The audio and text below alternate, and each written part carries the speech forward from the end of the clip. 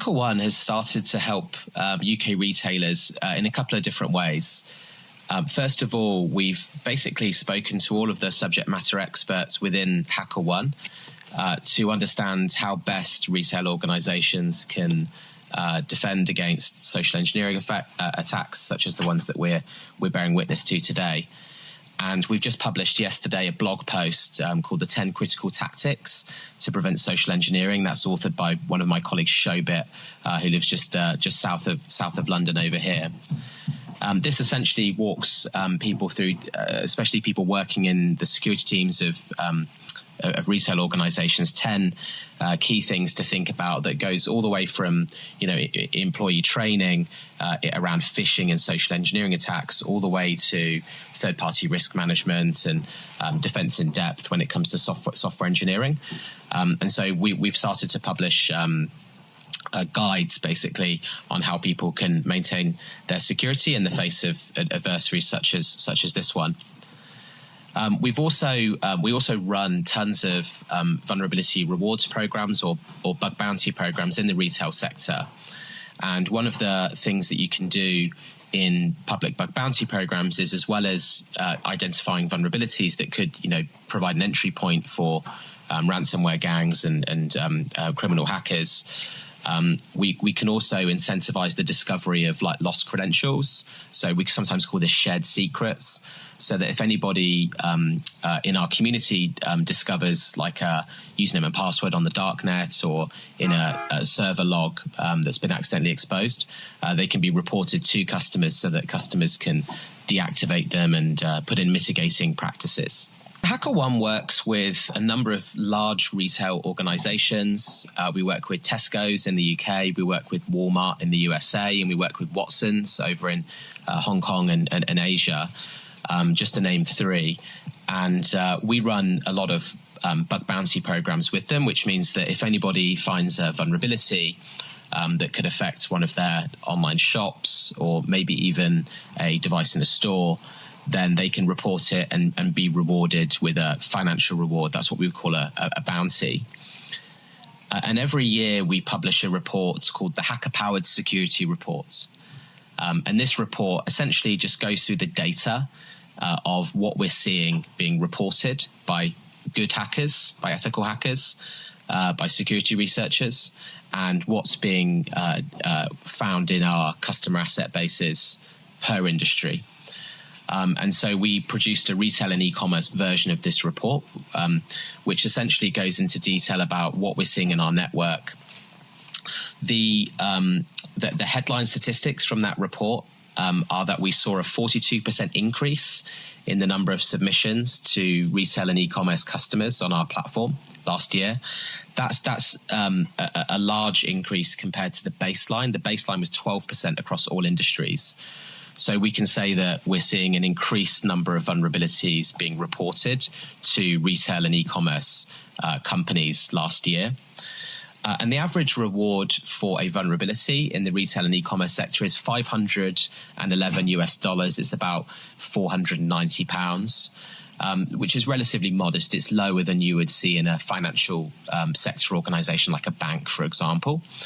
And that probably reflects the fact that they're not banks, they're shops, and there's a different economic profile there. In terms of the top vulnerabilities that we see, in terms of what the actual vulnerabilities are, the top three are pretty much classic web vulnerabilities: cross-site scripting, information disclosure, and what we call IDOR. That's an insecure direct object reference vulnerability.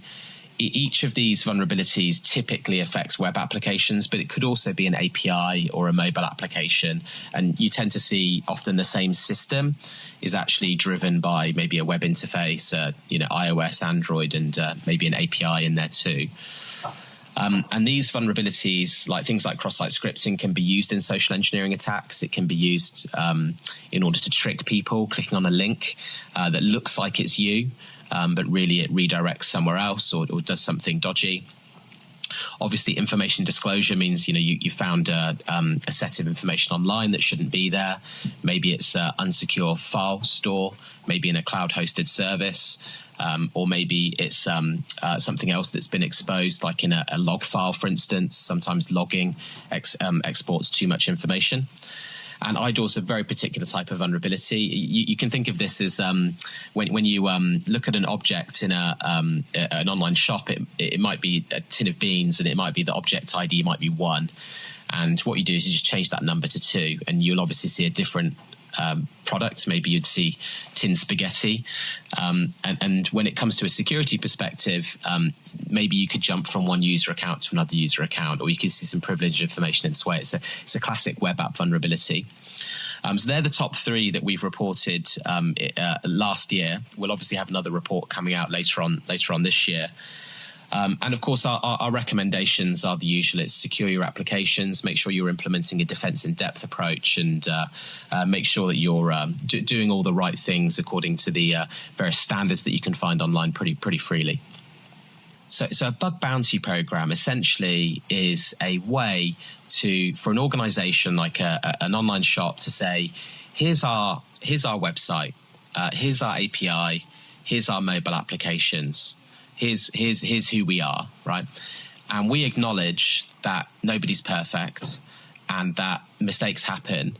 And if anybody finds a vulnerability that could access sensitive data, could cause a disruption in our service, or could do something funky, then we want to hear about it, and we will reward you with money for reporting this to us.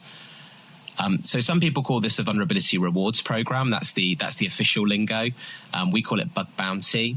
And essentially, it's where you incentivize a group of people to proactively and continuously poke holes in your defenses and find and report vulnerabilities, fundamentally so they can be fixed. Now, HackerOne as a company, this is what we do. We have a huge army of security researchers that are registered. We've paid out over $400 million US in these rewards to individual people all over the world. I was just in Dubai last week, where we had the Hacker World Cup final. The final was fought very fiercely between Team Egypt and Team Spain. Team Spain winning the cup. And HackerOne exists as a platform to try to galvanize, coordinate, and vet and pay these researchers so that organizations like retailers can work with this community and gain the benefits. One thing companies can think about doing to defend against advanced social engineering tactics is they can think about implementing a shared secrets reward in a bug bounty program. What this means practically is that if anybody finds leaked credentials online, then you can report them to the program, and then the program would have some way of rewarding and resolving that. So this is one way that we're handling the specific circumstances of things like credentials being exposed and stolen and being used to breach networks. And then the second thing, obviously, is our gold standard would be a public bug bounty program where anybody really can try to find vulnerabilities in the external attack surface, in the digital perimeter of a retailer. This is the kind of engagement we run with Walmart, with Tesco's, with Watson's, as I explained earlier. And really, this provides you with the best view of what an adversary sees. So what you're going to see basically is what would a ransomware or criminal gang see of my attack surface, but you're going to see it from a friendly perspective who will report it responsibly, and you'll be able to fix it before anyone else finds it. There's a massive list of things that organizations can do, from things like training, authentication and identity management, network security, technical controls. I would say that broadly speaking, there's two kind of changes that we're seeing in the technology landscape.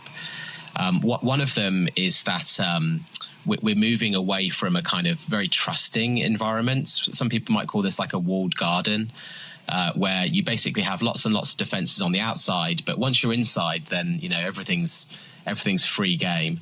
It's the equivalent of having like a really fancy lock on the front door, but then once you're in the house, everything's open. There's no locks on any of the doors, and I think that we're moving away from that model.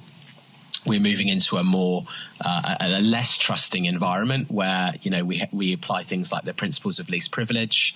That means that you only see the things that you really need to see.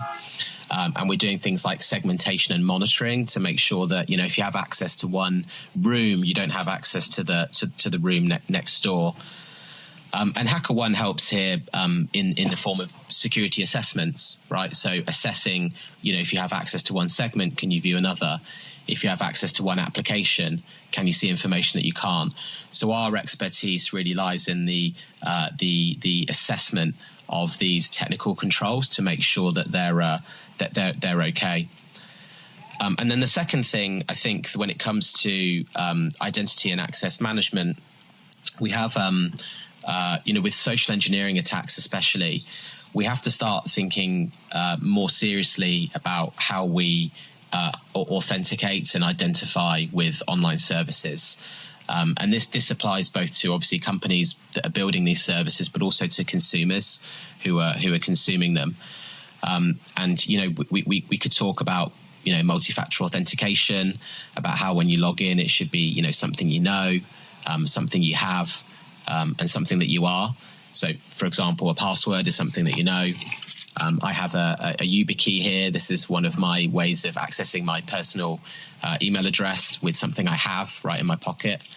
And then, of course, something you are might be a fingerprint or a face scan, for example, depending on what system you're using.